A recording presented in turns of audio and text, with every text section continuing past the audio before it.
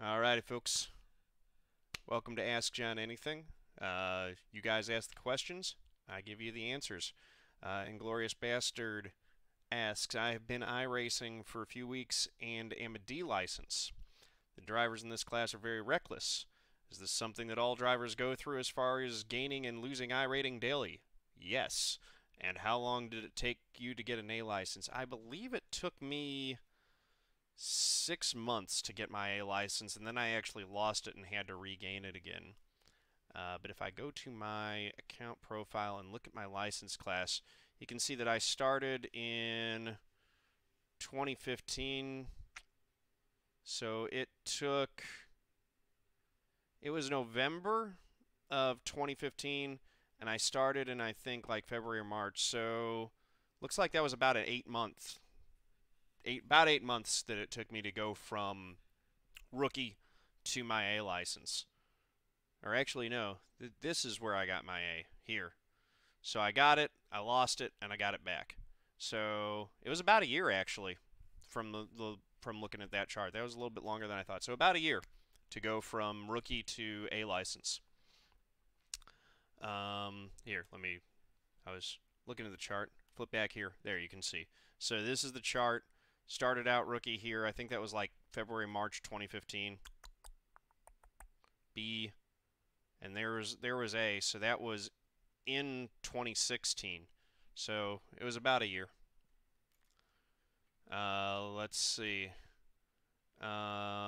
Crispy Alloy. Are you looking to join new leagues in 2019? No, I'm not, unfortunately, man. I am full up on leagues right now. I've got 3 leagues. I run the Podium Esports Truck Series on Sunday nights. I run the Dynasty Racing League Cup Series on Monday nights, and I run the Podium Esports Elite Series on Thursday nights. That is honestly all I can handle right now. Corey has no life. Would you ever consider running a full season of dirt racing? I would consider it. Sure. If I can find a way to fit it in my schedule. I don't know.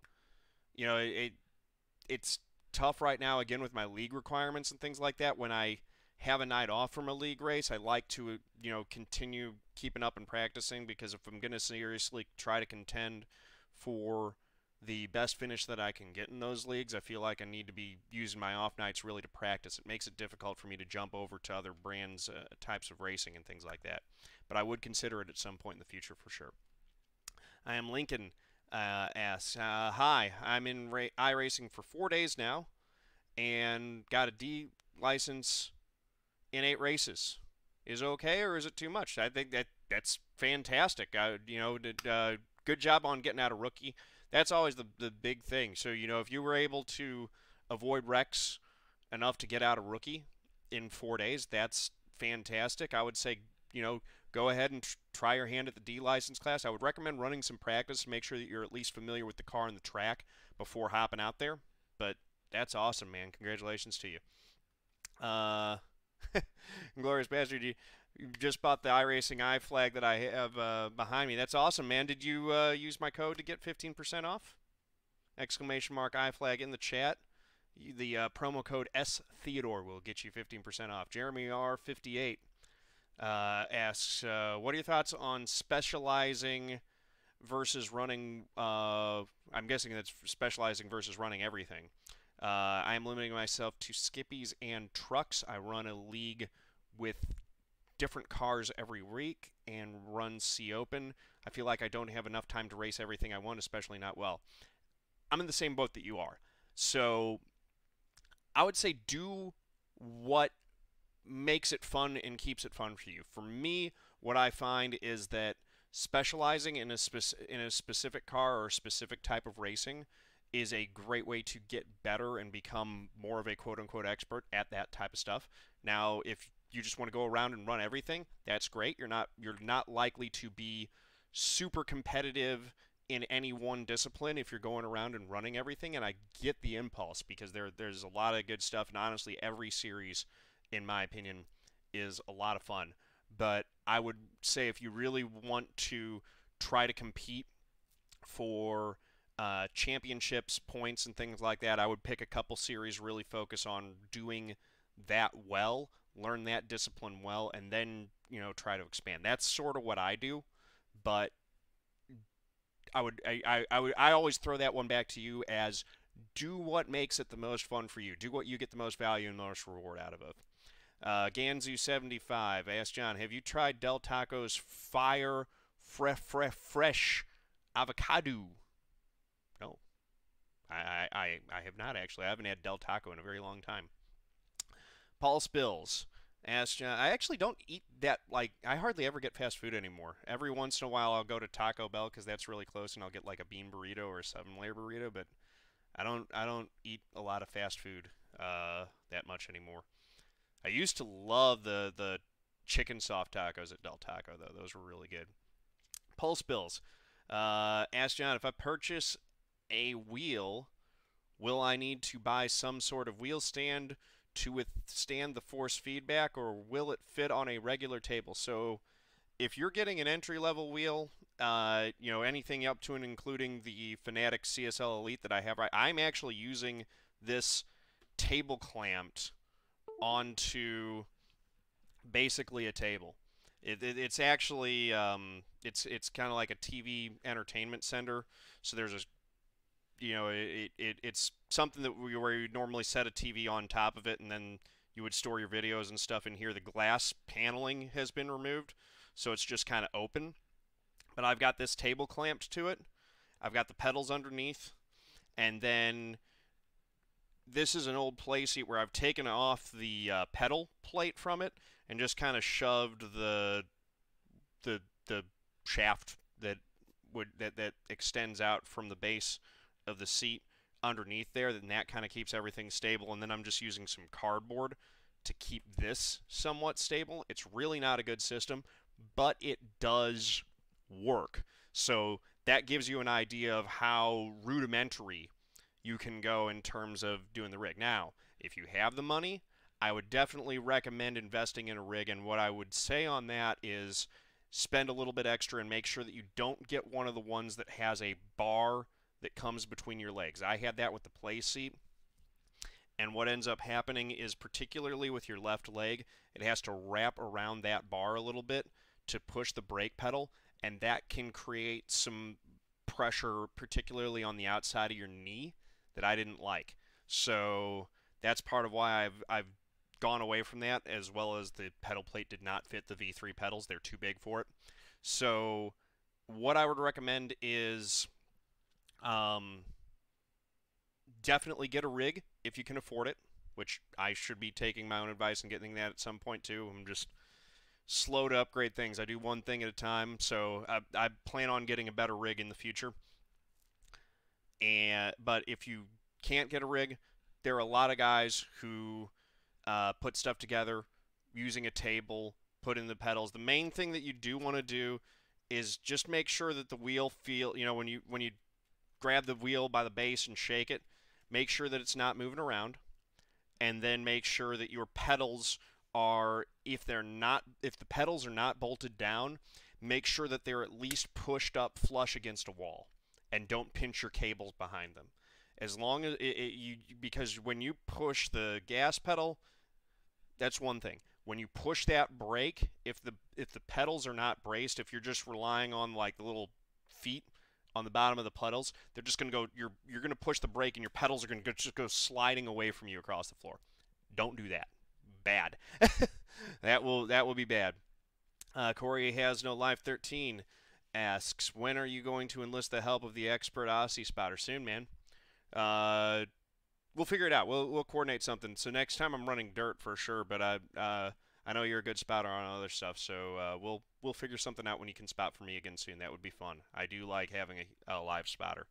So doing that and doing a collaborative stream, we should talk offline and figure out exactly when would be a good time to do that. Kill 'em Squad Gaming, will we see you run another endurance race, or was the 24 hours of Daytona your only one? So I'm actually planning on running as many of the majors this year as I can. Bathurst kind of got messed up because we had trouble registering the car correctly for that, but Will and I are planning on running Sebring together. That's Self-High 5181 on Twitch. So we're planning on running Sebring, and that should be a lot of fun. So I really, excuse me, I really had a lot of fun running the 24 hours of Daytona, and I'm planning on doing Sebring. I'm actually planning on collaborating with Furtive Live, with Jack, the guy that we were doing the flashing lights in the dead of night back and forth in the 24. We're planning on running Le Mans together, so definitely have more endurance racing in my future. I really like that. I like long races. Inglorious. Alex Sumption, kind of personal question, but do I have a day job? I do. I am a computer programmer by day. I do automated test scripts. So that would be a QA automation engineer would be my day job title. Glorious Bastard says, do you have a pit box as well? Yes, I do. The pit box is down here off camera. It's just off over to my right here. So I mainly use that for fuel. Now that I've got the Q2, the caps package that goes on the screen, I actually find that one for me is more useful. But having this down off the screen, you can put this anywhere. There are some other settings and things like that. So there's some other stuff that I don't necessarily use this for, but that has a lot of cool information too. And my discount code STheodore will work for that as well. Garrett76. I was in the same split as you for NIS race Saturday at noon. How do I feel the race went? My race did not go well, man. I was doing okay for a little while. I missed a couple wrecks. I was doing all right. I got a little bit of damage on pit road that I think probably took away any opportunity that I had to contend for the win, but I was still going to run okay. And then we had a checkup on the bottom line. I got squirted out up to the high line, got together with the 14, and that ended both of our days. Jeremy says, thank you for asking. Appreciate you. Appreciate you too, man. Appreciate you guys hanging out. MLG Light, will you do your best Casey Kerwin impression?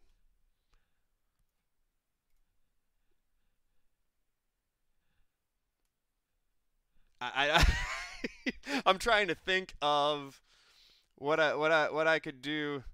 Oh, you've got it. You've got an example here. Here we go. Zach, no, I like Zach too. I told Zach when he was in here the other. This is gonna be Kerwin. Memes. I got memes. I'm Casey Kerwin. I got memes. Check out my long hair. That's like Justin Bieber. Baby, baby, baby. Oh, baby, baby, baby. Oh. I'm gonna leave it to the master here. Steel Horse does a much better impression than I do. That's funny. Back check. How's my evening so far? Good, man. It's been good. Jeremy says, got Echo John on the bar between your legs, has a play seat, and not ideal. Yeah, the bar between the legs, like I had some serious, I was actually starting to get worried, some serious pain on the outside of my knee from that. I don't recommend it. Campaign Ray, how long go to school for that? You're in college right now for computer science. So, I'm a bad one to ask about that. I took an unconventional route to the current job that I have. I went to college I majored in theater with an emphasis in acting, and I did a minor in video game design and management. I spent a few years working as a tester in the game industry. I worked on Guitar Hero 3 and Call of Duty Modern Warfare 2, as well as some other titles, and taught myself. I took APC++ when I was in high school. I took intro to computer programming class some years later, and then I taught myself Java, Python, a couple other languages online, and just kind of put the pieces together well enough to get a job, and then did a lot of learning on the job. My path to where I got to today with my career is not a conventional one. If you get a bachelor's degree in computer science, that will probably give you a better foundational education.